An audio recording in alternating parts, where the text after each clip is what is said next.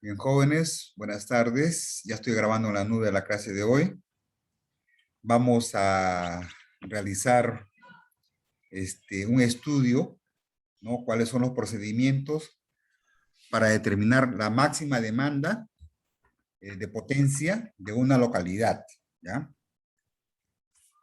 Para ello voy a necesitar un puntero láser. Acá está el puntero láser.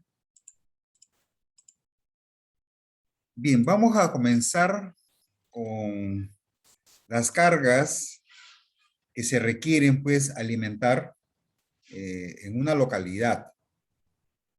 Una de las cargas importantes, pues, del subsistema de distribución secundaria es, en primer lugar, conocer qué calificación eléctrica, mejor dicho, qué potencia se le va a asignar al servicio particular. Cuando lean la palabra o el término calificación eléctrica, se refiere a qué potencia en vatios se le va a asignar a un servicio particular. Un servicio particular, pues, es un lote, es una vivienda, ¿no? Entonces vamos a ver que hay una normatividad que establece cuál es la potencia mínima que se le debe suministrar. Para ello, pues, el municipio, ¿no? En coordinación con la empresa eléctrica, tendrán que determinar, ¿no? En este caso el municipio, de acuerdo a la habilitación urbana, ¿no? Si es pueblo joven, si es una urbanización, si es condominios, ¿no? Si es un fundo, una finca, dependiendo del tipo de habilitación urbana, rural u otra forma en el cual pues viven personas, qué potencia se le tiene que asignar, ¿ya? Entonces hay una norma, pues, la 531 del año 2004, aún está vigente, del Ministerio de Energía y Minas, en el cual, pues, en conjunto con la municipalidad y en concordancia con el Reglamento Nacional de Edificaciones, el Reglamento Nacional de Edificaciones, Ministerio de Vivienda, pues establecen unos cuadros, unas calificaciones de potencia, una calificación eléctrica. ¿Ya? Entonces, en base a estas normas, la 531-2004 del Ministerio de Energía y Minas y la 01686, ¿no? Del Dirección General de Electricidad y el Reglamento Nacional de Edificaciones, pues nos van a proporcionar un cuadro, unas tablas, con el cual nosotros vamos a tomar como referencia la potencia mínima o calificación eléctrica que se le debe atender a ese servicio particular, ¿ya? Entonces, miren, para ello, pues, y tener una potencia adecuada, ¿no? Hay que calcular después una máxima demanda, ¿ya? Entonces, a veces, cuando hay diseños y la falta de experiencia, la falta de coordinación entre los entes que se debe de coordinar, en este caso la concesionaria, el ministerio, ¿no? Y las municipalidades respectivas, pues tener en cuenta esto para que la potencia que se asigne sea la correcta, sea la justa, ¿ya? Y en muchos casos ha habido errores, equivocaciones, por ejemplo, según la Municipalidad Provincial del Santa, califica una potencia, ¿no? A veces por equivocación, por desconocimiento, asignan, por ejemplo, 800 watts por lote, vamos a poner un ejemplo, pero en realidad, ¿no? Y a veces se debe tomar en cuenta el tipo de sector típico de distribución y de acuerdo a tipo de localidad, inclusive algunos lotes grandes o de alta densidad pueden llegar a 1000 watts por lote, ¿no? Y sin embargo, a veces designan 800, ¿no? Y no contemplan algunas situaciones, de repente puede llegar a 1200 watts por lote, lotes grandes de 200 metros cuadrados. Entonces, un error, por ejemplo, de asignarle menor potencia de la debida, pues eso va a generar un problema pues, en los conductores que van a alimentar esos predios, ¿no? Y podría ser de que esos conductores queden subdimensionados, o sea, debajo de la dimensión que deben de tener. Y pues eso va a generar muchos problemas, ¿no? Prestación, por ejemplo, como mal servicio, por caídas de tensión, ¿no? En las redes, al momento de que están operando, debido a que no se asignó la potencia adecuada, ¿no? Por un error, una equivocación, pues generan problemas en el servicio, ¿no? Caídas de tensión, y después hay que tener que realizar reforzamiento de conductores, ¿no? Y eso puede reforzar, nuevamente colocar otros conductores o remodelar, genera un gasto, pues, ¿no? Económico, tanto para los usuarios como las empresas concesionarias. Entonces, pues, para eso el proyectista tiene que realizar un replanteo antes de ejecutar la obra, ¿no? A fin de poder brindar un buen servicio. Entonces, estas potencias que nosotros vamos a ver van a estar sujetas, pues, a una revisión, a una verificación, ¿ya? Para que, pues, se realice un replanteo. Tener cuidado. Vean este cuadro. En el Reglamento Nacional de Edificaciones establecen este tipo de habilitación urbana. Son 6 tipos de habilitaciones urbanas y dependen del área. Miren, áreas mínimas, de lotes de 450 metros cuadrados, son bastante grandes, ¿no? 450 metros cuadrados. El frente del lote, o sea, la fachada, es de 15 metros lineales. Y el tipo de vivienda es unifamiliar. Entonces, cuando veamos en el proyecto, cuando estemos en el gabinete y también en campo, y se verifiquen lotes, así como este, lotes grandes de 450 y frentes mínimos de 15 metros, entonces será tipo 1. Tipo de habilitación urbana 1. Tenemos el tipo 2, que son de 300 metros cuadrados, y el frente mínimo es de 10 metros lineales, para una vivienda unifamiliar. Lotes más pequeños, por ejemplo, el tipo 3, que son de 160 metros cuadrados, y la frontera de 8 metros lineales, ¿no? También para tipo de vivienda unifamiliar, es el tipo 3. Luego vienen varias más pequeñas, ¿no? 4, tipo 4 para lotes pequeños, de 90 metros cuadrados, y 6 metros de frontera, ¿no? El frente mínimo, 6 metros. Entonces, más o menos, podemos tomar una referencia. De repente, si alguien conoce los portales, el ancho de calles, pues son de 6 metros, ¿no? 5 o 6 metros. En Garatea, en Santa Rosa, son un poquito más, ¿no? De 8 metros lineales. De 10 metros es acá en 3 de octubre, Vía María, los lotes serán más grandes, en la frontera, pero actualmente pues las viviendas son más reducidas, ¿no? Por ejemplo, los portales y domus son de 6 metros, ¿no? Son pequeñas, 90 metros cuadrados.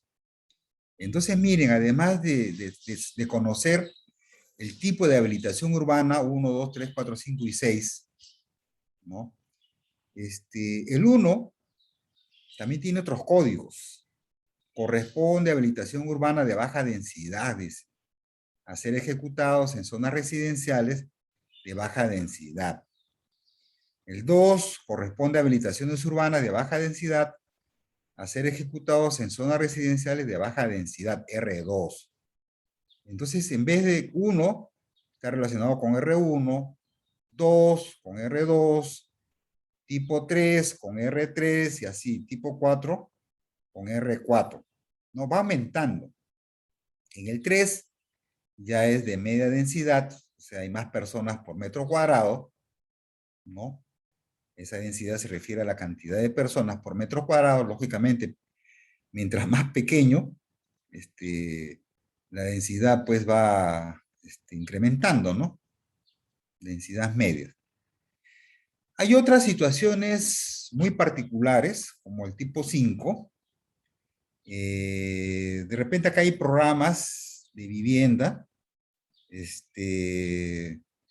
más especiales, ¿no? De media, inclusive alta densidad. Por ejemplo, los condominios.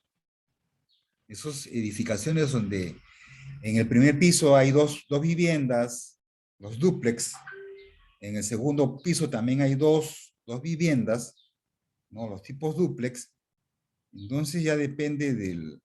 Y esos son de alta densidad, ¿no? Más personas en poca área, ¿no? Una familia por lo menos son 4 personas, ¿no? Mínimo, mínimo. Entonces miren, esto ya está codificado. Este cuadro 3 es importante tenerlo en cuenta al momento de seleccionar la mínima potencia o la calificación eléctrica que le vamos a asignar al servicio particular. ¿Ya? Entonces recuerden esta tabla 3. Y también en la resolución directorial de Energía y Minas, la 015, establece sectores típicos de distribución.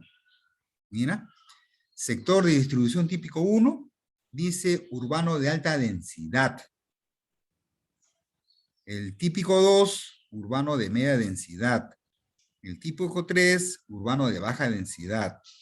El típico 4, urbano rural, y el tipo 5, rural. O sea, ellos ya establecen otros sectores de distribución casi concordante con esta tabla del Reglamento Nacional de Edificaciones.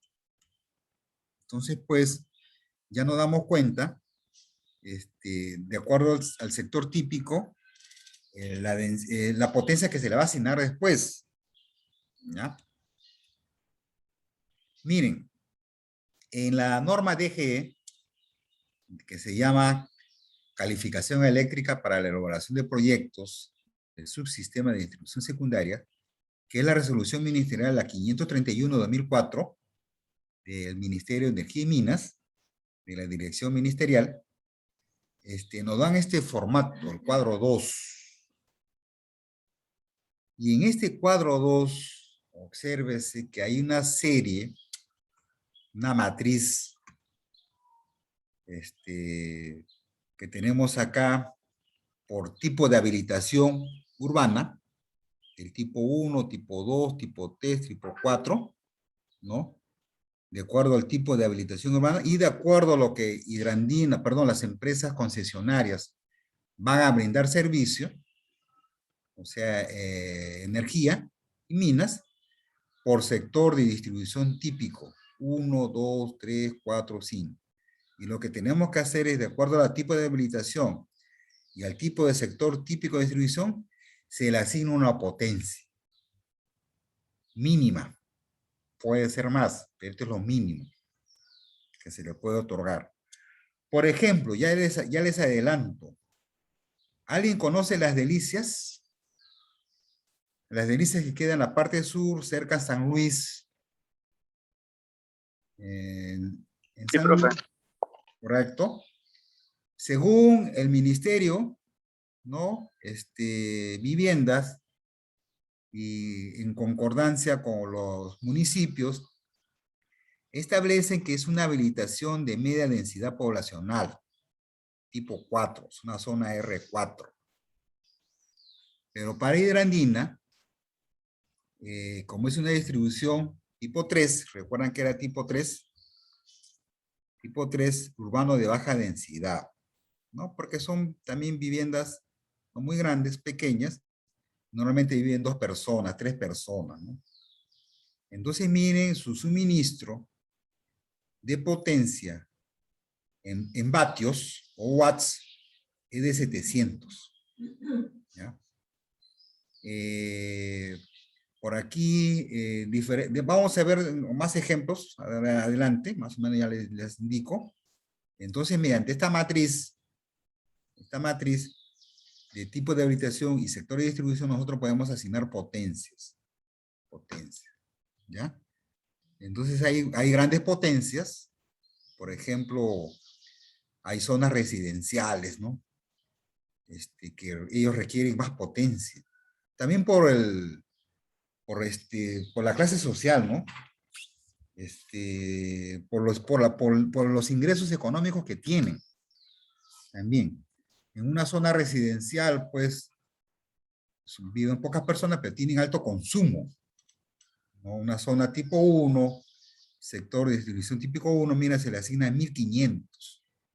Y adicionalmente 3 watts por metro cuadrado, ¿no? Más potencia.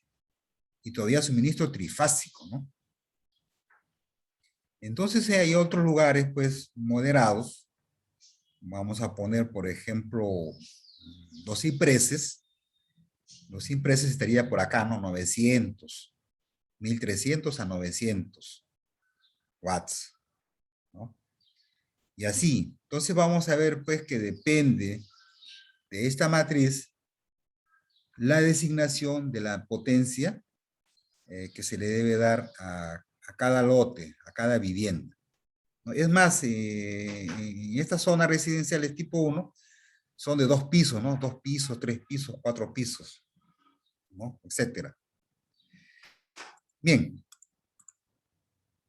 como ya le dije, en las delicias, pues, en coordinación, el, el proyectista, el proyectista coordina con el municipio, coordina con la empresa concesionaria.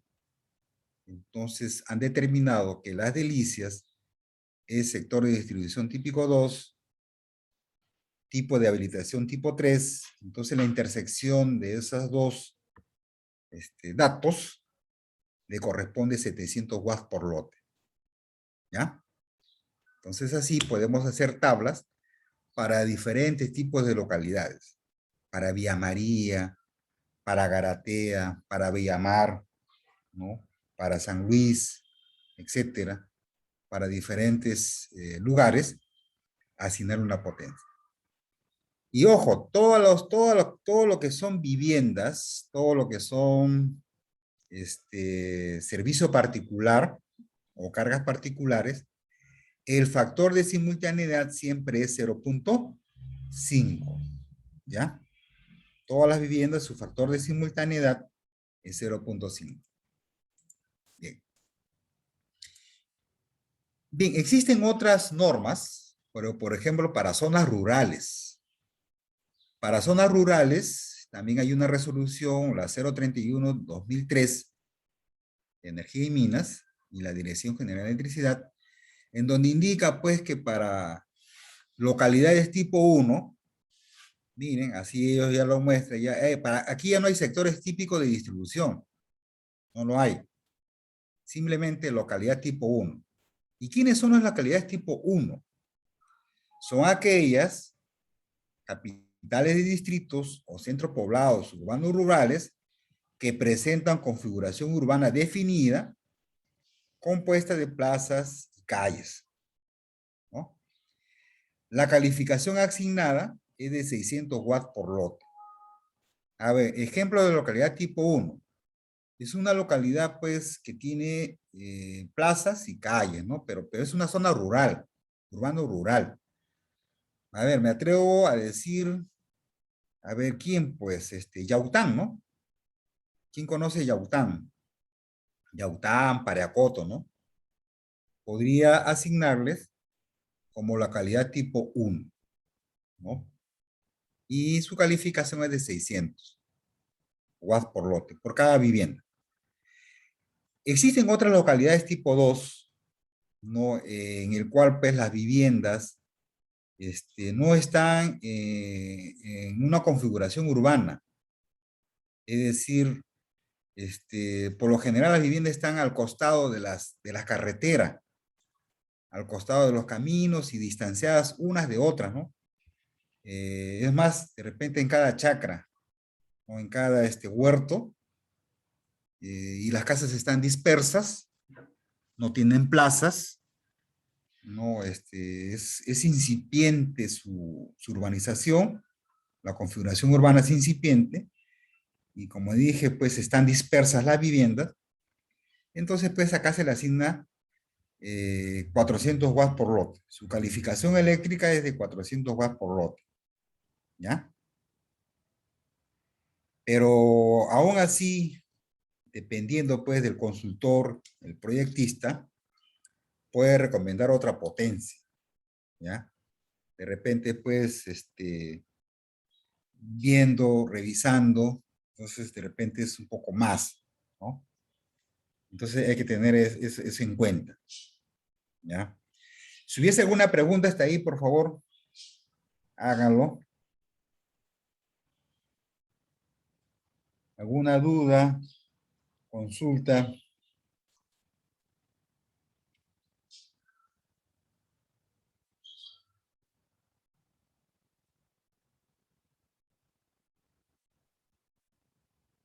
¿Ninguna?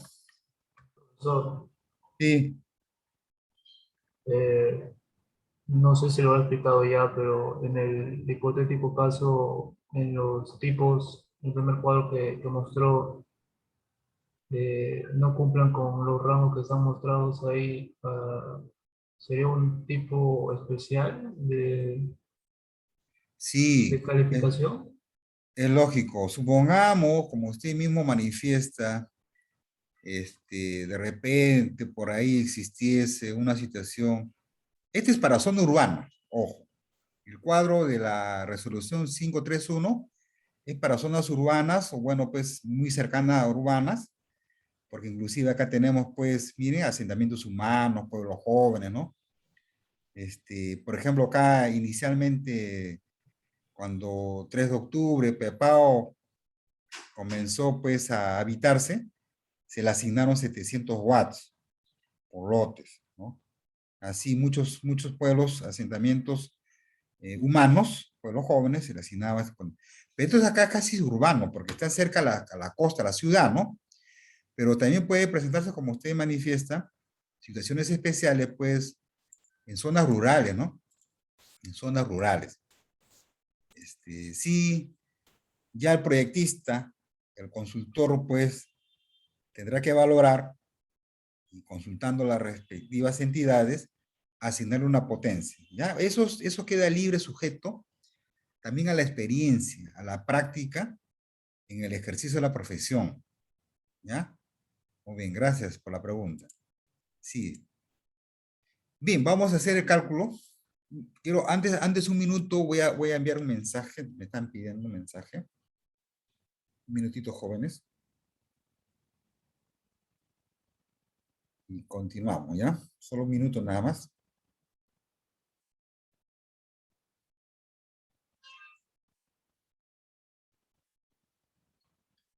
Y ahora sí, continuemos. Bien, vamos a hacer cálculos. Para calcular la potencia de servicio particular, PSP, potencia de servicio particular, es la cantidad de lotes, los números de lotes que vamos a electrificar por su calificación eléctrica, ¿no? Y por un factor de simultaneidad, o sea, multiplicando estos tres parámetros, lotes, calificación y factor de simultaneidad, nosotros encontramos la potencia de servicio particular. En el caso de servicio particular, ese factor es de 0.5, ¿ya? Eso ya está establecido por norma. Anteriormente, este factor de simultaneidad era variable. Era 0.4, 0.3, 0.5, 0, o sea, eran una serie de cifras y estaban en función al número de lotes. Ya la experiencia, la práctica, y para no ser tan engorroso en el momento de hacer diseños, se fijó que este factor sea de 0.5, así sea la mínima cantidad de viviendas, no hay límite. ¿ya? Se le asigna ese valor. Con respecto a las cargas especiales, por ejemplo, un local comercial, un colegio, un hospital, una posta médica, un centro religioso, ¿no? Un local comunal, etcétera.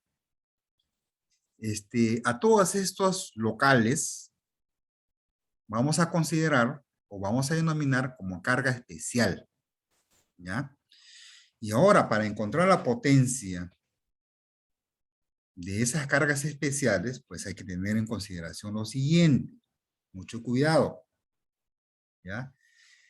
Lo recomendable es, pues, saber qué tipo de centro comercial es, qué tipo de colegio es, saber el área, qué área van a ocupar, ¿no? Conocer más mayor detalle, qué equipamiento, qué artefactos, qué consumo de potencia van a tener cada una de estas cargas especiales. O sea, lo más real posible sería bueno, ¿no? Sería bueno contar con la máxima información y asignarles potencia a cada una de estas cargas especiales. Pero sin embargo, a veces no es posible, entonces hay que estimar. ¿Y cómo se estima? Para encontrar la máxima demanda de esa carga especial es igual al área de ese lote, al área de ese local especial, multiplicado por 6. O sea, 6 vatios por metro cuadrado. Pero aún así, a veces uno puede exagerar demasiado. No puede tener valores muy altos de potencia, o de repente también pueden salir muy bajos valores de potencia. En el caso de que sean valores bajos de potencia, por ejemplo, 1000 vatios, menos de 1000 vatios, por ejemplo, si saliera 800 watts, nosotros inmediatamente le asignamos 1000 como mínimo. O sea, la mínima máxima demanda de una carga especial que ustedes ven aquí es 1000 vatios, o sea, 1 kilowatts mínimo. Pero puede ser más, sí, 2 kilovatios, 3 kilovatios, 5 kilovatios, ¿no? Puede ser más, sí, pero como mínimo, se le asigna 1000, ¿ya? Por cada una de estas cargas especiales. Pero tampoco no hay que exagerar, ¿ya? De repente hay colegios, ¿no es cierto? Los colegios son bien grandes, las aulas están en las pequeñas secciones, aulas, laboratorios, talleres, oficinas administrativas, después más es patio, ¿no? Patio, un campo extenso, qué sé yo. Entonces tampoco no hay que exagerar en potencia, porque no todo se va a electrificar. Entonces, vamos a aplicar un factor de utilización, ¿no? Por área, que puede ser de 10% a 30%. Es decir, a lo que hemos calculado, le sacamos el 10% o 30%, ¿ya? Para no exagerar en potencia. Y otra carga importante son el alumbrado público.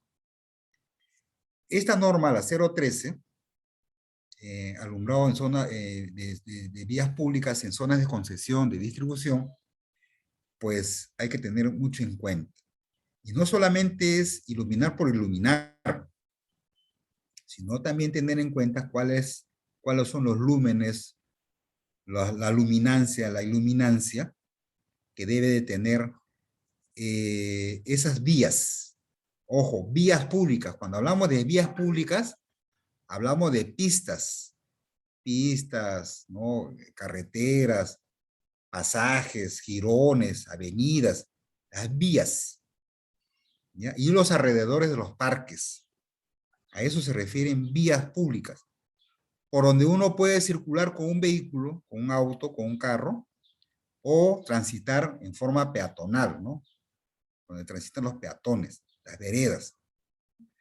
Y entonces también hay normas técnicas de servicios eléctricos, y también el alumbrado también es auditado, es fiscalizado, entonces hay que cumplir con esas normas, ¿ya? Y este alumbrado pues tiene que ser lo mejor realizado posible, ¿no? Debe contarse con una correcta operación, debe tener oportuna reparación, mantenimiento, etcétera, con respecto al alumbrado de las vías públicas, ¿ya? Si fueran en otras zonas que no le corresponde al concesionario, pues habrán otras normas especiales, ¿no? En este caso todo está normado. Bien, como le dije, solamente se va a iluminar las vías públicas en donde ocurran tránsito vehicular o peatonal, sea urbano, urbano rural o rural, o las áreas alrededores de las áreas recreacionales, ¿no? Y algunos casos en zonas especiales. Ojo, esta norma no contempla el alumbrado de monumentos públicos, ¿no? Fachadas de edificios públicos o particulares, no. El alumbrado es solamente para las vías donde transiten vehículos o personas. Ojo. En el interior de las plazas, plazas de armas, los parques, plazuelas, internamente el alumbrado le corresponde al municipio. En el caso de las concesionarias, solamente ilumina las vías alrededor de las plazas, ¿ya? No interno. No vamos a iluminar piletas, glorietas, ¿no? O estrados, etcétera. No. Ni propiedades privadas ni jardines. Y peor, campos deportivos. No. Todas estas relación 1, 2, 3, 4 que hemos visto, ya le corresponde al municipio, ¿no? En forma particular, el municipio o la entidad que administre campo deportivo tendrá que iluminar, ¿no? Entonces, miren, pero ¿por qué solamente las vías públicas? Justamente es para evitar los accidentes de tránsito. Tránsito. Ese es el objetivo de la norma. Iluminar las vías de tránsito vehicular o peatonal. Muchas veces uno piensa de que no, por mi casa, o por tal lugar, hay situación de asaltos, robos, y eso no corresponde. O sea, el alumbrado público, claro, es en cuestión, en forma indirecta, ayuda, ¿no? Ayuda, pero la norma es para evitar los accidentes de tránsito, ¿ya? Bien, el alumbrado también está clasificado según el tipo de vía. Por ejemplo, la vía expresa. ¿Alguien conoce en Lima, no? La vía expresa. Entonces, la vía expresa,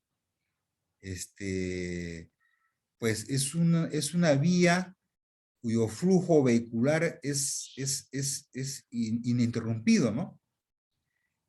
Ahí internamente no hay estacionamientos, la velocidad de los vehículos son mayores a 60 kilómetros por hora, no hay paraderos, salvo algunos paraderos que es del metropolitano, ¿no? No hay, por lo general, no hay vía para el de transporte urbano, salvo algunos casos especiales, como ya le dije, metropolitano, ¿no? Normalmente hay cruces a nivel, y pues la función es de alta generación de tránsito, ahí, y tiene rampas, ¿no? Rampas de entradas, rampas de salidas, y el alumbrado tiene que ser lo máximo, ¿no? Alumbrado tipo 1. Luego existe el alumbrado tipo 2 para vías arteriales, ¿no? Por ejemplo, algunas paralelas a la vía expresa, algunas paralelas como por ejemplo en Lima, a ver quién, pues la avenida Arequipa, ¿no? La avenida Arequipa. Entonces, miren, también es de media densidad y bueno, yo creo que esta colectora debe ser porque sí hay paraderos. En esas avenidas sí hay paraderos. Pero algunas arteriales no hay paraderos, no hay paraderos, ¿ya? Es casi como una vía expresa, ¿ya? Entonces, miren, así hay diferentes tipos de vías, colectora 1, colectora 2, para locales comerciales, para locales residenciales, tipo 1, tipo 2 y vías peatonales. Y cada una de ellas pues tiene un tipo de alumbrado en romanos, 1, 2, 3, 4, hasta quinto tipo de alumbrado en romano, ¿no? Entonces miren pues, ya esto lo podemos revisar en mayor detalle para el proyecto y en dónde nos ubicamos, ¿no? ¿Qué tipo de iluminación vamos a brindar a nuestro proyecto, ¿no? Vamos a ver.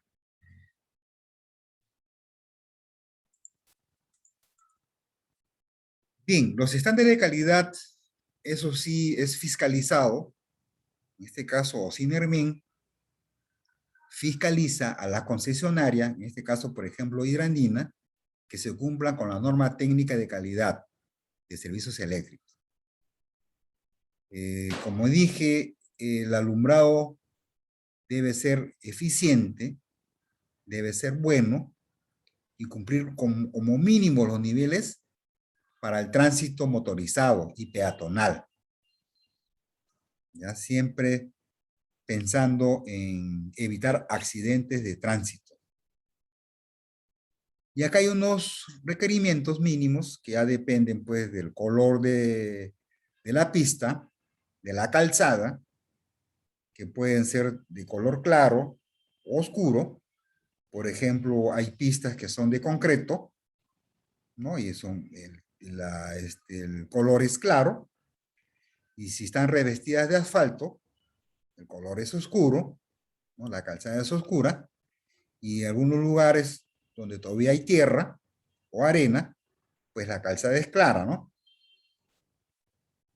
Entonces, acá hay unas normas de luminancias y de iluminancias y para el tipo de alumbrados, ¿ya? Y también hay un valor de índice de control de deslumbramiento. ¿Qué significa eso? El control de deslumbramiento. Significa pues que como los postes, las luminarias están distanciadas 30 metros, 40 metros, entonces en la zona donde está más ubicada la lámpara, habrá mayor iluminación, ¿no? En su cercanía de esa estructura, igual que en la otra estructura, pero van a quedar unas brechas oscuras, ¿no? Va a quedar de repente color poco menos iluminado, ¿no? Entonces, al momento que el vehículo circula, en algún momento, pues, recibirá mayor iluminación el conductor, ¿no? En otros momentos no, y así en forma alternada o intermitente, y esa luz y esa iluminación, pues, puede deslumbrar al conductor. Entonces, hay que cumplir con unos límites, ¿ya? Ya están los valores. Hay que tener mucho cuidado, y eso ya es un estudio. En realidad, esto ya es un tema bastante que podríamos verlo ya en la segunda unidad, este tema de iluminación a mayor detalle y con el uso de software, de programas, ¿ya? Para ver todo este tema de los índices de uniformidad, de deslumbramiento y de iluminación y de iluminancia por tipo de alumbrado.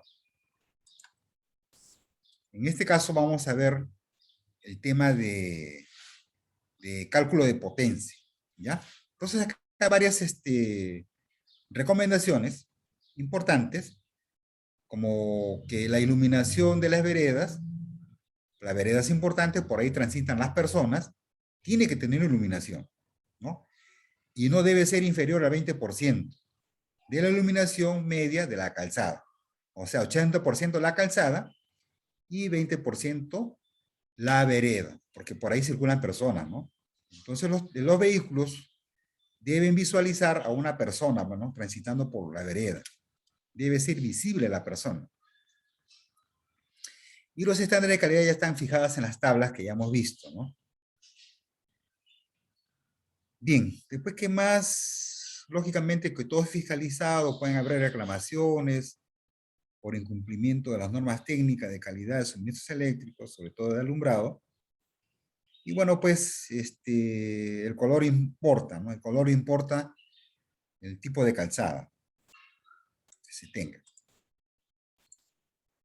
Bien, en las zonas rurales, igual, también se tiene que iluminar estas zonas, ¿no? Las áreas rurales, hay una norma especial, la 017-2003, en donde pues se debe aplicar en las zonas rurales o localidades aisladas y de frontera.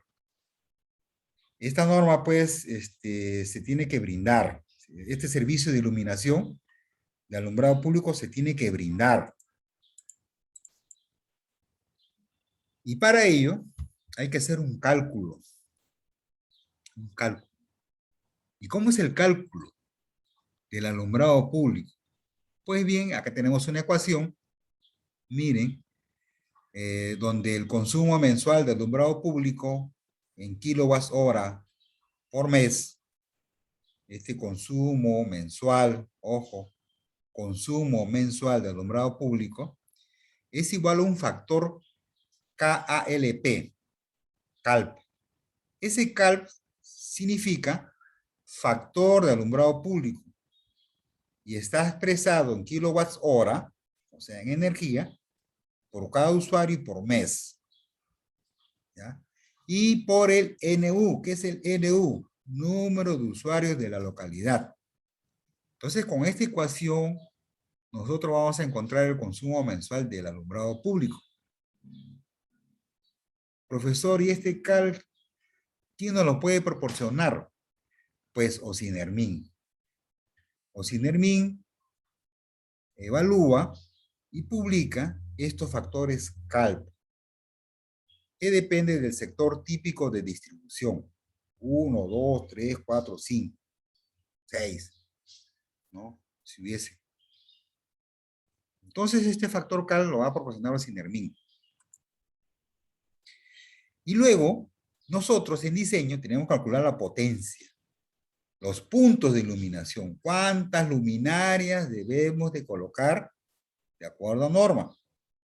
Entonces, para encontrar los puntos de iluminación o la cantidad de luminarias, es multiplicar el consumo mensual de alumbrado público por 1000, ¿no? Entre, ¿qué cosa? El número de horas mensuales del servicio de alumbrado público por PPL, de acá dice, ¿no? ¿Qué es PPL? La potencia promedio nominal de las lámparas que vamos a emplear en vatios, watts. Y el número de horas es horas por mes. Y miren, haciendo el cálculo, puede ser que salgan decimales, pero acá nos dice que se debe redondear al entero inferior. Vamos a ver después a qué se refiere este redondeo.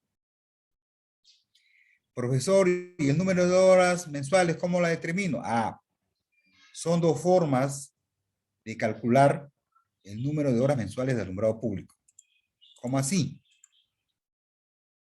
Si contamos con fotocelda, normalmente en toda subestación aérea hay un elemento, hay una fotocelda o célula fotoeléctrica en el cual pues en la noche a partir de las 6 de la tarde, 6:30, ya no le llega iluminación, entonces internamente cierran los contactos por falta de luz, ¿no? Y pues se energiza el alumbrado público en forma simultánea. Pero ya a las 6 de la mañana, a la hora que hay luz, ¿no? Recibe energía, recibe luz y los contactos se abren, ¿no? Se abren los contactos y se desconecta el alumbrado. Entonces prácticamente son 300 horas por mes, ¿no? Si ustedes hacen un cálculo, de 6 de la tarde hasta las 6 de la mañana son 12 horas, ¿no? 12 horas. Por 30 días, ahí están pues, ¿no? Las 360 horas por mes, ¿no? Esto es igual a 12 por 30. 12 horas por 30 días. Y eso nos dará pues 360 horas. ¿Ya? Entonces, normalmente el control es por fotocelda o célula fotoeléctrica. Pero hay unos timers, de repente algo más moderno, ya se sabe a qué hora oscurece, a qué hora amanece. Entonces con un timer o un controlador de hora, ¿no? Se instala en el tablero y pues se programa el número de horas y se multiplica por 30, ¿no? Pero como consideración puede ser de 8 y 12 horas, ¿no? En ese lapso, 8 horas. Supongamos que, a ver, con 8 horas serían 240 horas al mes, ¿no? Al mes. Y eso ya ustedes lo programan, o se programaría pues en el timer, ¿no? Con el timer, con el temporizador. Muy bien, hasta ahí, si hubiese alguna pregunta, ¿ninguna? Bien, ¿qué es lo que se va a alumbrar en las zonas rurales? Las plazas principales, o sea, no la plaza interna, ¿no? Sino los alrededores, el perímetro, el local comunal, ¿no? Donde se reúnen las personas, las vías, el perímetro de la plaza principal, ¿no? Alguna vía importante, por ahí una callecita que sea muy transitada. Y lo que queda de luminarias, el resto, pues, ¿no? O las calles adyacentes. Entonces, miren las consideraciones que tenemos para poder iluminar las vías públicas. Bueno, pues, también dice, para instalaciones del orden público que se desarrollan en capitales de provincia o distritos, bueno, zonas de interés, algunas zonas arqueológicas, todo por seguridad también, ¿no? Por seguridad, pues, en el caso de evitar los accidentes de tránsito, sobre todo si están viviendas cercanas a las vías, ¿no? A las carreteras. Entonces ahí tiene que estar iluminado. Esas vías, esas autopistas iluminadas. Y ahí están los valores de iluminancias y de las uniformidades, ¿no? Eh, bueno, pues sí, estos son los valores mínimos. Y el factor CAL, en este caso, la último que publicó, en este caso, el ministerio, ¿no? En el año 2009, estos son los factores CAL, ¿no? Para sector de distribución típico 2, 3, 4, 5. Y estos son los valores. Para sector típico 2, 11 kWh por usuario mes. Para típico 3, 11. Para típico 4, 7.4. Para típico 5, 6.3. Y otras especiales, 4.7. Entonces miren los valores de este factor de alumbrado público, factor CAL. Entonces esas tablas hay que tenerlas siempre en cuenta para los desarrollo de los proyectos. Otra cosa, ya esto va a ir dejándose de lado el alumbrado con lámparas de vapor de sodio. Todavía está vigente, todavía se emplea vapor de sodio en potencia de 50, 70 y 150 watts. ¿Ya? Y también se les considera a estas lámparas de vapor de sodio sus pérdidas, porque recuerden que tienen balastros, ¿no? Tienen un sistema de arranque y también hay pérdidas en esos accesorios. Entonces la lámpara de 50, que es la potencia nominal, más 10 serían 60. Entonces para el cálculo, tomamos la total, 60 watts por lámpara. La lámpara 70 tienen pérdidas 11.6, total sería 81.60. Y las lámparas de vapor de sodio de 150 serían 18.6 sus pérdidas, que sumado a la potencia nominal serían 168.60.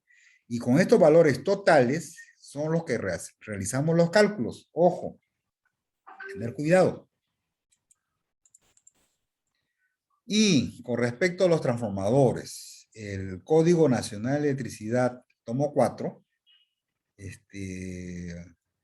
publicó la tabla 3-X o tabla 310 en romano y las potencias nominales en kilovolt-ampere en sistemas trifásico y en sistema monofásico. Lo que está subrayado, lo que tiene un subrayado inferior son las potencias que se recomienda utilizar, ¿ya? Que se recomienda utilizar. Ahora hay otras tablas, hay fabricantes con otros valores, ¿ya? Con otros valores, hay más. Pero es recomendable utilizar lo que está establecido en la norma. Muy bien, jóvenes, hasta ahí, ¿alguna pregunta, consulta?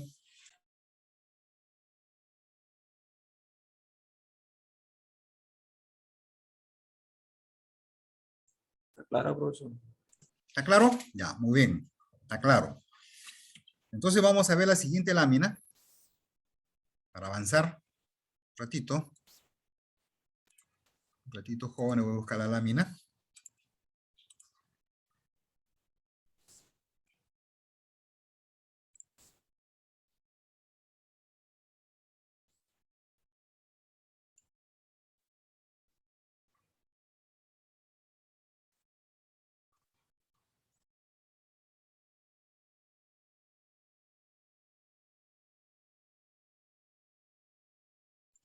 ¿Me avisen si se ve la lámina, jóvenes?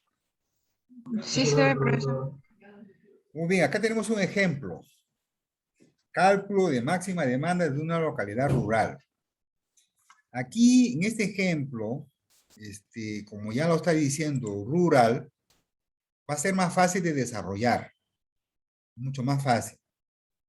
Nos dice, calcule la máxima demanda y el número de subestaciones de distribución óptimo de una localidad tipo 1. Miren, entonces la localidad tipo 1, recuerden, es 600 watts por lote. Después nos dicen, de 247 lotes de servicio particular, un local comunal de 130 por 140 metros, grande local comunal. Un mercado de 140 por 130 metros, grande. Colegio, 150 por 100, bastante grande, un colegiazo, ¿no?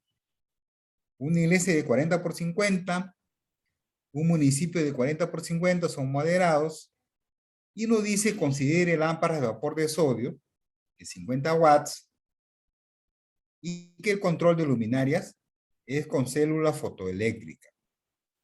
Pero también me indica que la tasa de crecimiento poblacional es de 1.10%. Ojo, importante también saber el crecimiento poblacional.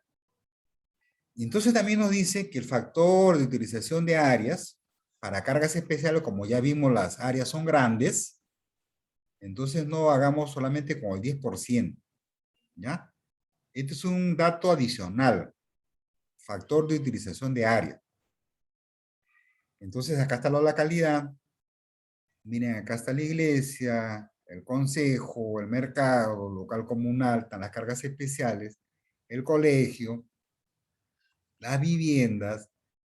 Entonces queremos saber cuánta potencia requiere este pueblo y cuántas subestaciones también se le va a instalar. Entonces comencemos con el cálculo. Primero, de las tablas. Localidad tipo 1.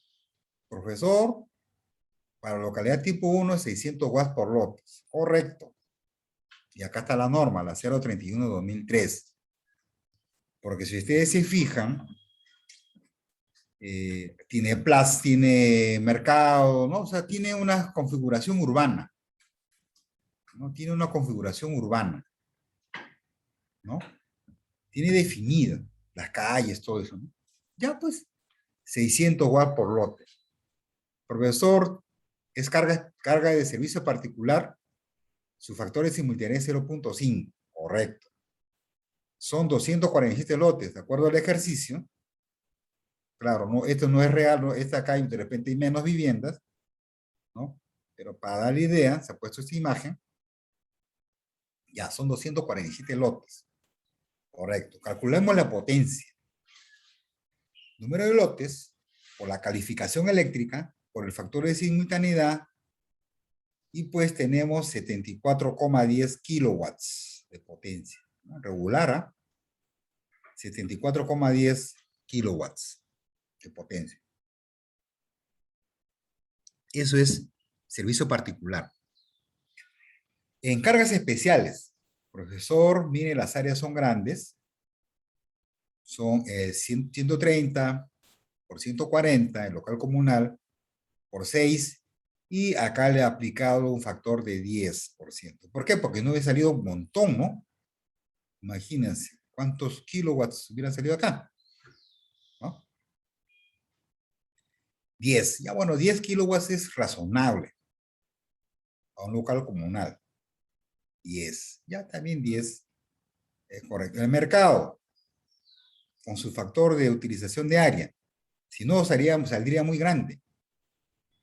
10,92 kilowatts, ya es razonable. Son potencias razonables para mercado, para un local comunal, aunque acá está exagerado, de repente puede ser menos. Pero bueno, el colegio también es grandote. Ya con 13,5 kilowatts, porque es rural, en la zona rural pues no van a tener talleres, no van a tener mucho consumo. Claro, van a tener su centro de cómputo y suficiente. ¿No? Suficiente de repente con esta potencia.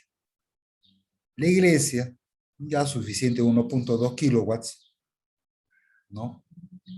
El municipio también, porque son oficinas, ¿no? Pequeñas, y claro, con 1,2 kilowatts, de repente un poco más, podría ser. Por eso acá también influye mucho el criterio de la experiencia. Es más, es posible ir a campo. Y en campo, pues, tomar datos. ¿Y cómo va a ser tu proyección? ¿Cuántas computadoras? ¿Cuántas luminarias? ¿No? ¿Cuántos tomacorrientes? Etcétera. Y podríamos tener un valor más real. Pero en este caso estamos estimando como una primera aproximación. Entonces, pues ya sumo todas mis cargas especiales de todos los locales. Y son 37,74 kilowatts regular, ¿no? En cargas especiales. Ahora, en alumbrado, veamos el alumbrado. Estamos considerando lámpara de 50 vatios, pero profesor, no se olvide de sumar los 10, sus pérdidas. Oh, correcto. Entonces, 50 más 10 son 60 watts. ¿Correcto? Mi cálculo lo voy a hacer con 60. Pero en la norma dice sector típico de distribución 4, que es urbano-rural, ¿no? Y también sabemos que el sector típico de distribución 4, viendo las tablas, le corresponde el factor CAL de 7,4, porque es urbano-rural. Ojo, urbano-rural. Están relacionados el sector de distribución, ¿no? De esta norma con lo que establece la norma del CAL, la definición. Ya, entonces serían, ese factor va a ser 7,4, y eso es obtenido de la tabla, de la resolución ministerial a 074. El control es célula fotoeléctrica, sea 30 días por 12 horas por día, es lo que está establecido, 360 horas. Eso ya está. Pero, profesor, el número de usuarios son más, porque son 247 lotes y hay 5 cargas especiales. Es correcto. Entonces sumamos servicio particular más las cargas especiales, o sea, la cantidad de lotes. En total serían 252 usuarios, ¿no? O viviendas, o áreas, ¿no? Locales. Entonces calculemos el consumo mensual. El consumo mensual es el CAL por número de usuarios y nos da 1864,8 kilowatts hora por mes, ¿no? Bastante consumo de energía en alumbrado. calculamos los puntos de iluminación con esta ecuación. Nos da 86.3. Y la norma dice que se redondea siempre al inmediato, al entero inferior, ¿no? En vez de poner 87, se pone 86. Ya, o sea, no redondeamos como en normal, ¿no? Porque los números luminares tiene que ser un número entero, ¿no? Yo podría haber puesto 87, pero no. Simplemente 86. ¿Ya? 86.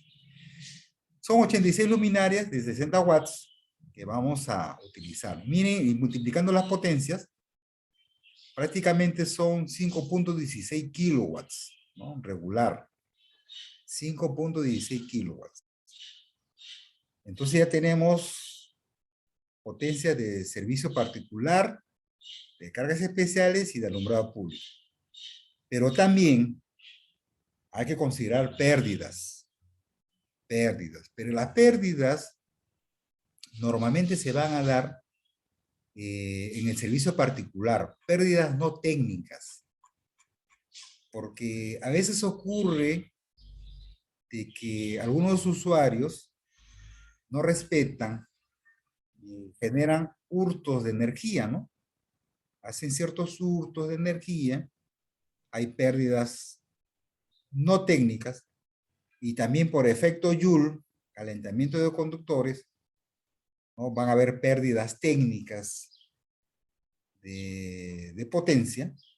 Entonces aquí vamos a considerar dos pérdidas, ¿no?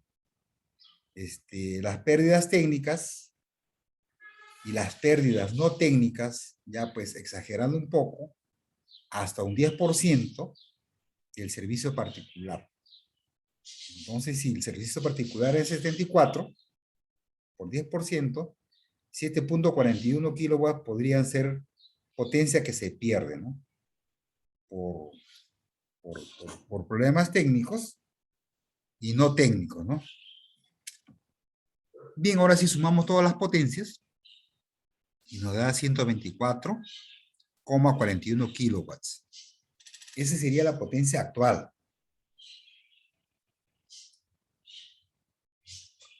Y con la potencia actual tenemos que proyectarla. ¿Recuerdan que vimos un dato de tasa de crecimiento poblacional? Pues es cierto, crece la población y también crece el consumo de potencia, consumo de energía. La vivienda se va haciendo de 2 pisos, van comprando más artefactos, más viviendas, ¿no? Más pisos en esa localidad, entonces va a haber crecimiento. Entonces, proyectando en electrificación, la vida útil de todo proyecto, en este caso proyecto de electrificación, de acuerdo al Sistema Nacional de Inversión Pública, el SNIP se ha fijado en 20 años.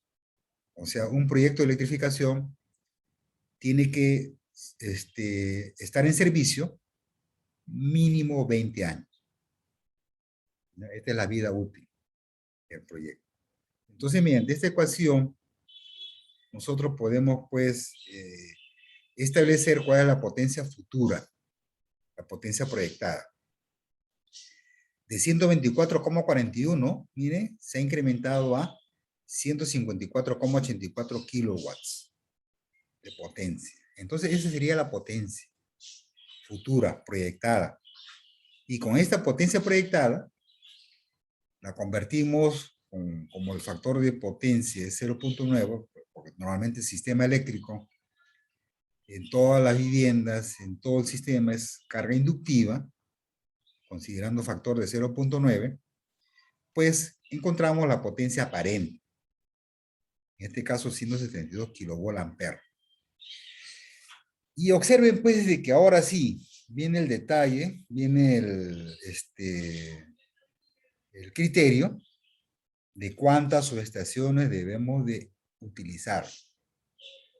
A ver, supongamos que comencemos con transformadores pequeños, 50 kilovolt-ampere.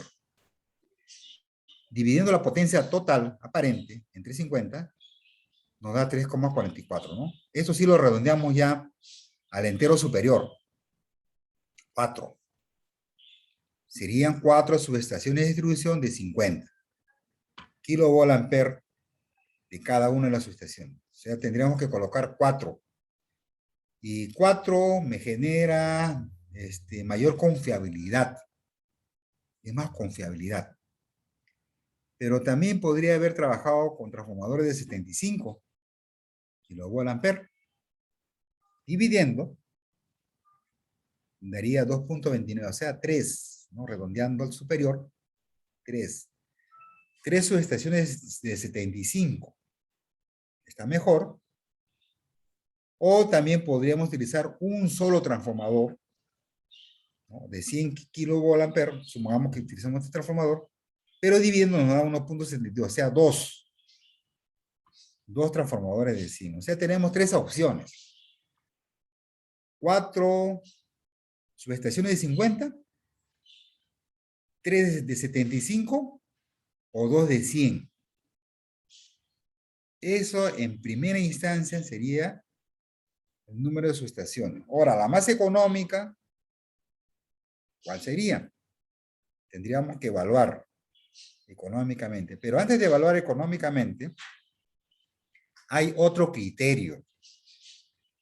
Hay otro criterio por sobrecarga de transformadores.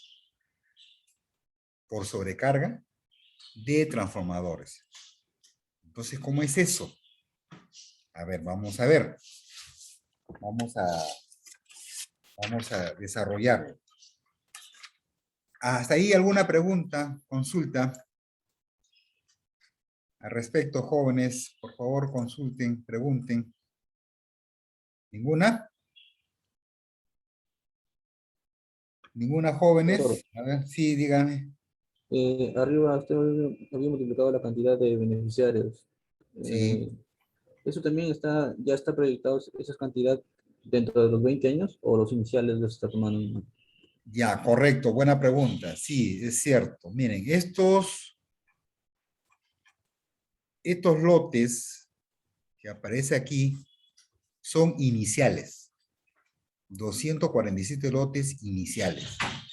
O sea, este es el proyecto. Este es el proyecto, ¿no? Supongamos que sumemos todo, ¿no? Este diagrama no, este cuadro no es coherente con el problema, pero imaginemos lo siguiente. Sumemos todos los lotes, así como aparece en el proyecto, este es el proyecto, y nos da 247 lotes, más 5 cargas especiales. Es lo actual. Es lo actual. Pero sin embargo aquí hemos hecho una proyección, ¿no es cierto? Hemos hecho una proyección. ¿Por qué, profesor? Pero si con los 247 lotes nos da 124 kilowatts de potencia, ¿por qué hay que proyectarla? Porque hay crecimiento poblacional, o sea, nace el hijo, la hija, no, los nietos, nacen los sobrinos, no comienzan a nacer más personas, vienen los cuñados, las cuñadas, no, y el primer piso se convirtió ahora en segundo piso, tercer piso, ¿no? El hijo viene a vivir arriba en el segundo piso. Entonces ya con el tiempo, porque esto tiene que durar 20 años, en 20 años creció la población. Y al crecer la población, crece el consumo de energía, crece el consumo de potencia. Entonces es por eso, entonces todo depende de esta tasa de crecimiento. De repente es 1,05, 1,02, menos crecimiento, ¿no? Acá hemos exagerado de repente en 1,10. Ahora, ¿de dónde sacamos esta información de crecimiento? Profesor, del INEI, ¿no? Del Instituto Nacional de Estadística. De ahí, del INEI, podemos sacar el crecimiento poblacional, ¿no? Para ser precisos. Supongamos que esto sea, a ver, una localidad por Huaraz. Tendría que ir al instituto ¿no? Buscar la información del instituto en la página web y ver cuál es la tasa de crecimiento para poder proyectarlo. Sí, gracias, está bien, buena pregunta, correcto. Muy bien, si hubiese alguna otra pregunta, por favor, háganlo. Entonces yo voy a buscar otra diapositiva.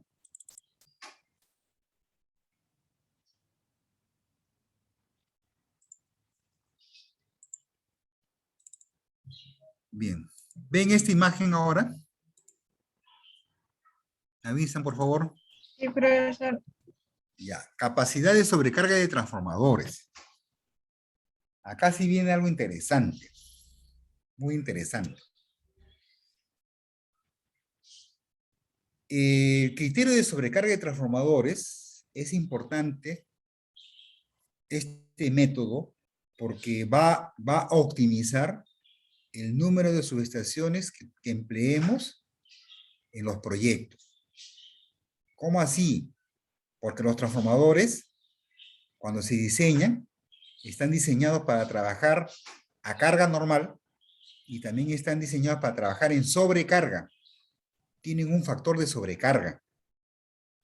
Entonces, gracias al sobrecarga que el transformador puede resistir, nosotros podemos optimizar el número de subestaciones. ¿Y qué es lo que tenemos que saber, conocer? Primero, el diagrama de carga del transformador. ¿A qué temperatura máxima va a operar, ¿no? Para poder saber cuál es la capacidad de sobrecarga. ¿Ya? Entonces tenemos que saber la temperatura ambiente máxima a la que va a operar. En qué lugar, si es en la costa, si es en la sierra, si es en la selva, o a qué altura sobre el nivel del mar, para saber qué temperatura máxima va a operar el transformador.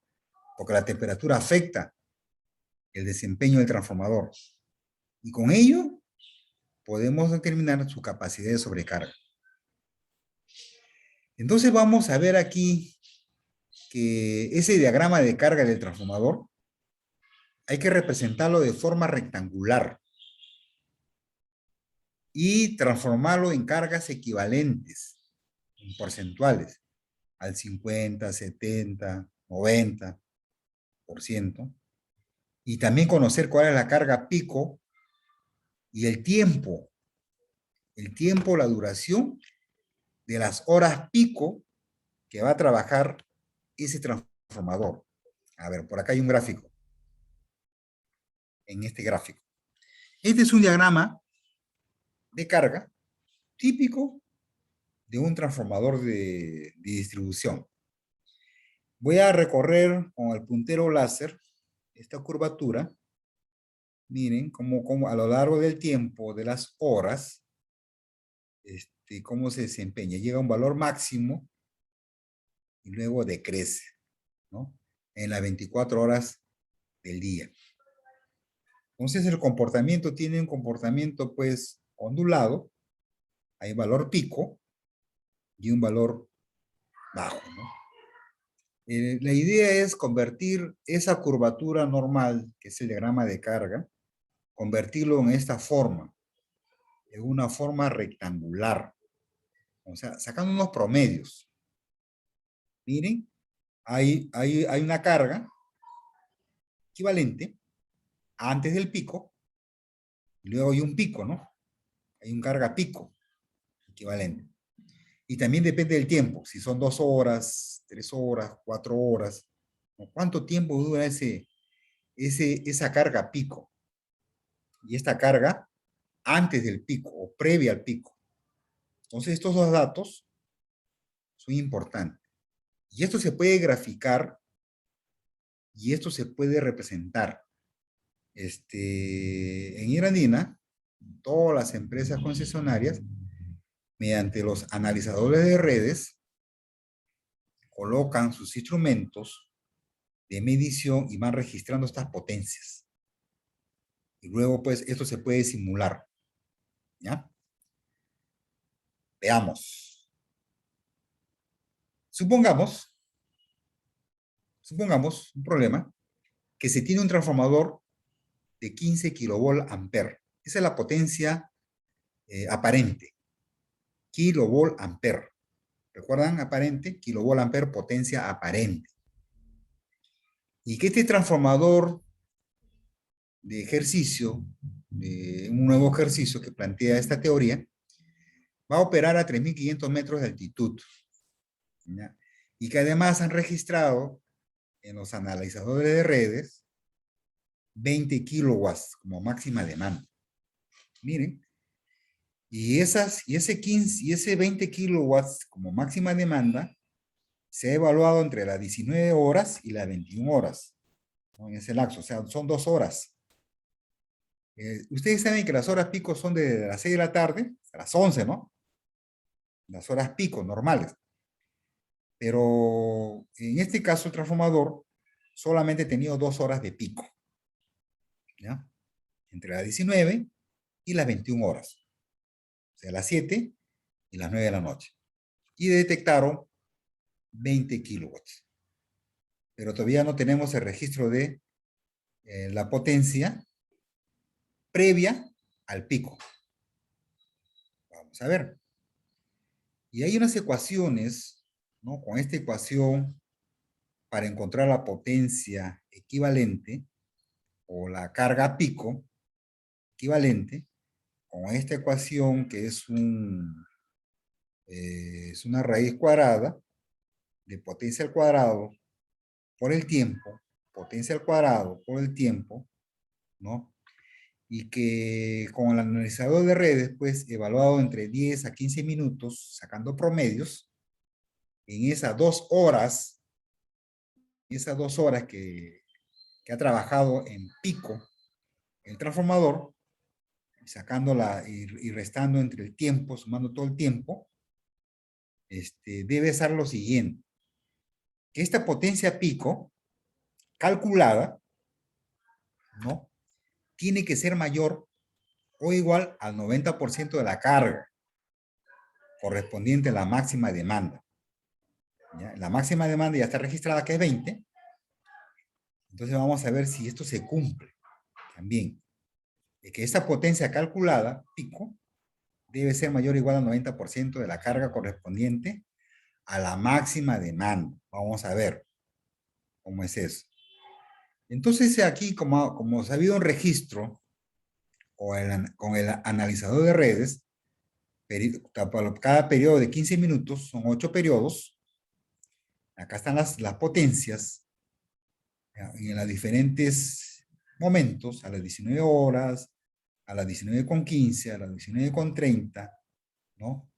Y estas son las potencias, miren cómo ha ido evolucionando. En 3 periodos hasta 20 kilowatts de potencia, 4, ¿no? 1, 2, 3, 4, después estaban 19, el valor. Entonces, con este dato, y haciendo un diagramita, ¿no? Y haciendo el cálculo, la potencia pico es 1965, ¿no? Y que eso viene a ser, pues, el 98% de la máxima demanda, 20. Porque la máxima demanda registrada, recuerden que fue 20. Y acá está registrada, ¿no? 20 en cuatro periodos de esas 2 horas. Y esto de acá, pues, es como el requisito era, ¿cuál era? Que sea mayor al 90%. ¿Correcto? Es 98%, ¿no? Cumple. Pero ¿qué pasa si hubiese sido más tiempo de horas pico? Si hubiese sido más horas de horas pico, ahí sí nos perjudica y la potencia sería 17, ¿no? O sea, el 85% de 20. O sea, no cumpliría. Por eso que las potencias, mejor dicho, que las horas pico deben ser lo más corto posible, menos tiempo. 2 horas suficiente, ¿no? 2 horas. Bien. Luego, vamos a calcular esta parte de aquí. Esto ya se calculó. Ahora esta parte de aquí. La potencia previa. antes del pico. Entonces son 12 horas, ¿no? En un periodo mínimo de 12 horas, dice, tener un registro, dice acá. ¿Dónde está? Por acá. Se determina por un periodo de 12 horas previas al pico. Miren, 12 horas. En ese periodo de 12 horas, esta ecuación es la misma que está acá, solo que acá se había una simplificación y sería la raíz cuadrada de 1 entre 12, porque son 12 horas. Por eso que sale 0.29. ¿Ya? Este 0.29 es la raíz cuadrada de 1 entre 12. Mejor voy a anotarlo para que no se olviden.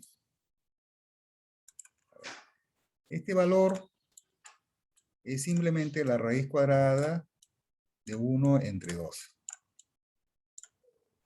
¿Ya? Bueno, entonces, porque vamos a evaluar en 12 horas, ¿no? Vamos a evaluar, y sale, pues, ¿no? Por si acaso. También con el analizador de redes, si tiene los registros, ¿no?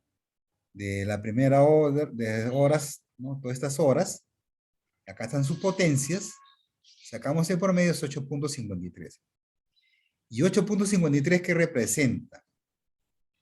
Este es el valor pico, equivalente a previa al pico, entre la potencia nominal, nos da 100. Pero por eso, ¿dónde salió 13.5? Otra vez voy a tener que dibujar acá, escribirlo. Un ratito. Ya. Este 13.5 es igual a los 15 kilovolt-ampere por el cos phi, factor de potencia. Y recuerden que este factor de potencia es igual a 0.9. ¿No? Y 15 por 0.9 nos va a dar este valor, ¿no? 13. Que es la potencia nominal. Potencia nominal. Bien. Entonces, el porcentaje de carga previa es 63%. Y este es un dato importante, 63%.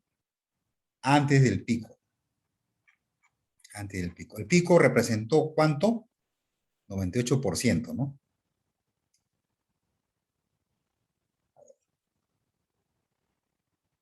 Bien, una vez calculado y ordenando, y siempre en función de la potencia nominal, que es 13.5, que es 100%, y en base a esto, miren, ve, 19 a 13, hay una sobrecarga de ¿cuánto? De 45%, ¿no? O sea, en estas 2 horas, el transformador trabajó con 45% de sobrecarga. Y normal, y el transformador ha soportado, soporta, y antes del pico, al 63% de la carga nominal. Entonces, miren, acá tenemos el diagrama de forma rectangular. De forma rectangular. 12 horas antes y 2 horas. Aquí, expresado.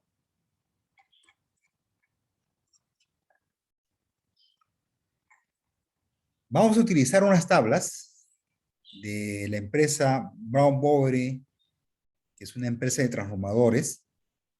Ellos construyen transformadores monofásicos que se instalan pues en los postes, tipo aéreo, monoposte o biposte, y también transformadores trifásicos, que también pueden ser instalados en postes, monoposte, biposte, o también puede estar en pedestal, por la potencia misma. Entonces, a partir de esas tablas, ¿qué es lo que tenemos? Miren, esta tabla dice, sobrecarga sin exceder la temperatura nominal de los bobinados. Y acá está la carga previa al pico. Lo que hemos calculado hace rato, 63% está entre 50 y 70, ¿no? Entre estos dos tablas de 50 y 70, por aquí estaría 63%, ¿no? Por acá más o menos 63%. Pero además hay que tener en cuenta la temperatura máxima ambiental. Temperatura máxima ambiental que establece en la tabla. Y también acá aparece el tiempo de sobrecarga en horas. Entonces, con estas tablas, nosotros vamos a encontrar el factor de sobrecarga. ¿Ya cómo? Así. Ya, esto ya es el cálculo para encontrar la sobrecarga actual, que es 1.45, ¿no? Dividiendo la potencia pico, calculada, entre la potencia nominal. Pero lo que nos faltó fue buscar en tablas, por ejemplo, para 3.500 metros sobre el nivel del mar. En esta tabla dice que para 3.500, están 3.000 y 4.000, la temperatura del ambiente es 20. Ojo, se considera temperatura ambiente máxima 20 grados Celsius. Ya tenemos temperatura. O sea, ya tenemos toda la información. Entonces, miren. A ver. Vamos a tomar los siguientes datos de esta tabla. A ver. Voy a tomar. Para la tabla de 50. La temperatura ambiente, ¿cuándo fue fijada? Profesor, en 20.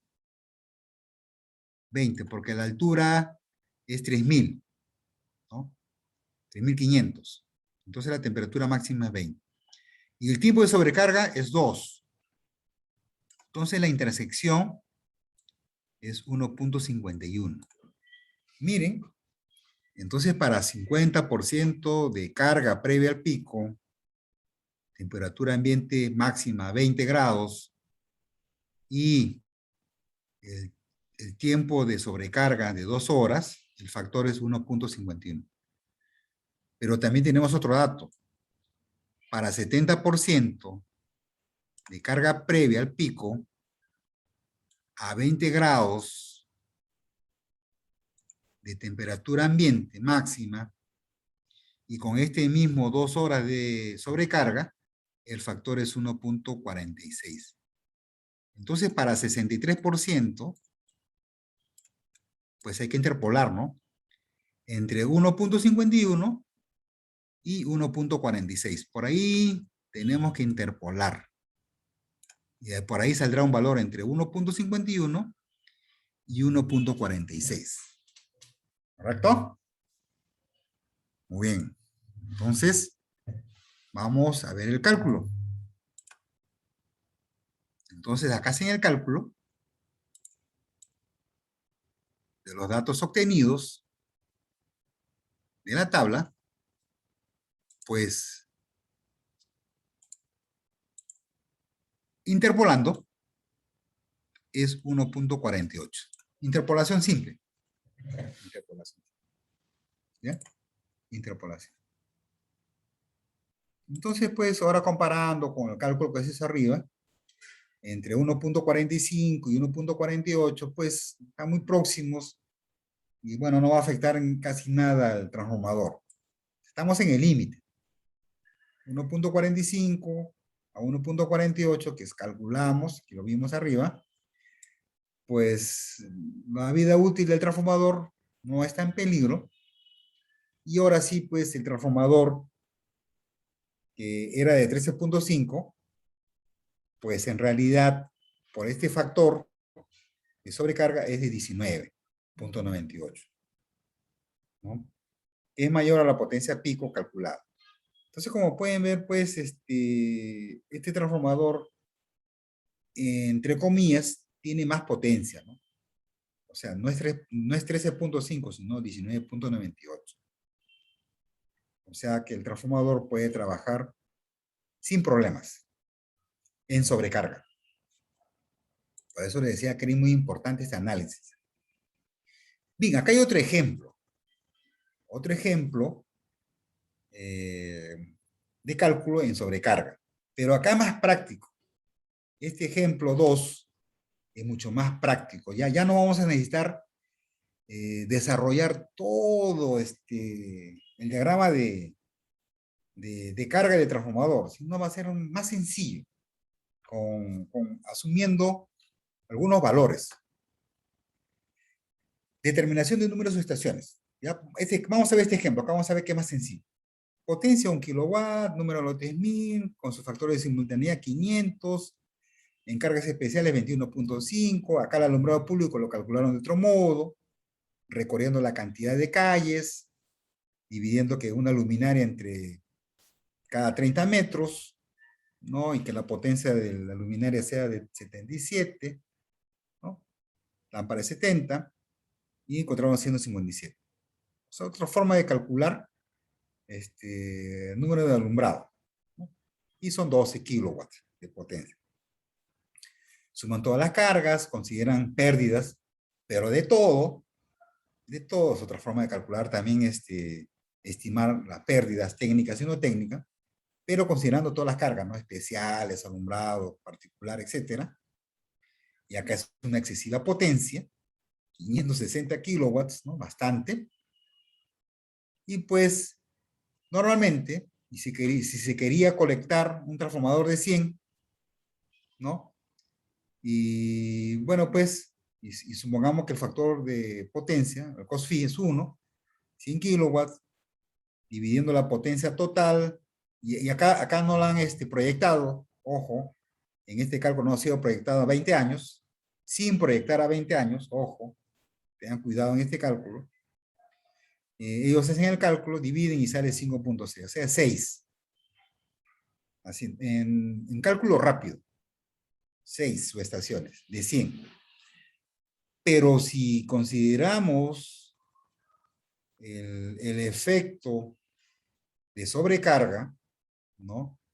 Si consideramos la sobrecarga y teniendo, a ver, como mínimo, de repente, a ver, porcentaje de carga previa al pico, 50%, o sea, las 12 horas antes del pico, está trabajando 50%, y que el pico es 2 horas, ¿no?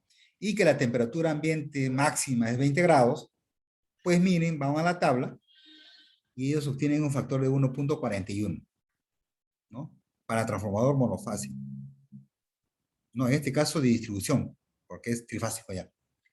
Es 1.41, este transformador trifásico. 1. O sea, tiene un factor de 1.41. ¿Qué quiere decir? Que la potencia con sobrecarga es 100 por 1.41, es decir, 141 kilowatts de potencia. Ahora, la potencia total que habían calculado entre esta potencia es 3.97, o sea, total serían 4 subestaciones. Miren, con criterio de sobrecarga, se necesita 4 subestaciones, y sin criterio de sobrecarga, 6. O sea, nos estamos ahorrando 2 subestaciones. 2. ¿Ya? Entonces, por eso es importante el cálculo de tener en cuenta el criterio de sobrecarga. ¿Ya? Entonces, vamos a optimizar, vamos a ahorrar subestaciones, menos subestaciones. ¿Conforme? Bien, ahora sí, empleando este criterio, en el ejercicio que habíamos desarrollado al comienzo, pues háganlo ustedes mismos, con criterio de sobrecarga. Acá va a reducir. No sé si ven la lámina. ¿Ven la lámina? ¿Sí se ve? He regresado al ejercicio. ¿Ah? ¿No se ve? ¿Ejercicio? No, no se ve. Ahora, he regresado al primer ejercicio. ¿Sí? Se ve, profesor. Ya, entonces cuando ustedes hagan el cálculo, estas 4, 3 o 2 subestaciones se van a reducir. Van a reducirse. Entonces ustedes lo completan. Este ejercicio, el número 1 que hemos presentado. ¿Ya? Utilizando el criterio de sobrecarga de transformador. Bien, jóvenes, por favor, Joana, si me ayudas, toma foto a la asistencia. Ay, ahorita todo. Ya, voy a dejar de grabar. Voy a dejar de grabar